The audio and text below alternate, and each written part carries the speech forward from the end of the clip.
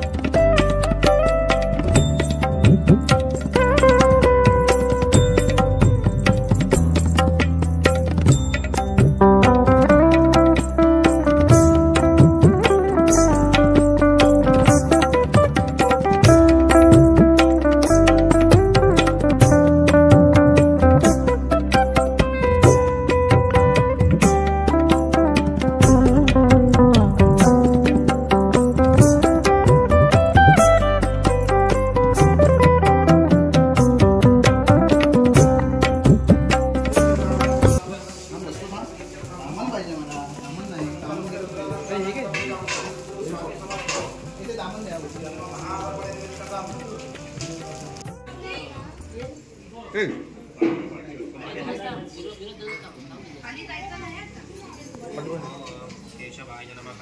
ओम नारायणाय नमः। ओम माधवाय नमः। ओम गोविंदाय नमः। ओम विष्णुवे नमः। ओम दशरथाय नमः। ओम देवीकरणाय नमः। ओम वामनाय नमः। ओम दामोदराय नमः। ओम पाठीमागचे नाव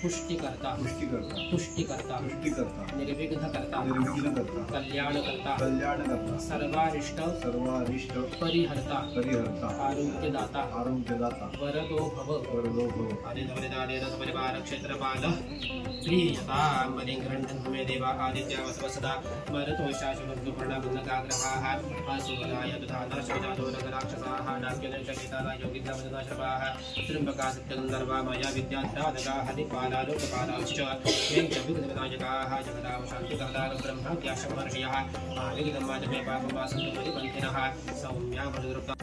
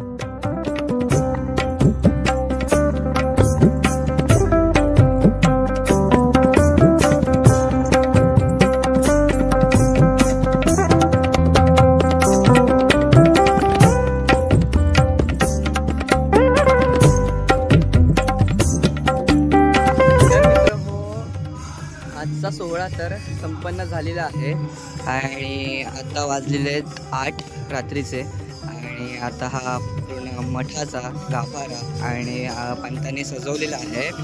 तर तेच दाखवण्यासाठी हा व्हिडिओ शूट करतो आहे आणि आतमध्ये भजनसुद्धा चालू आहे. तर चला आतमध्ये जाऊया आपण.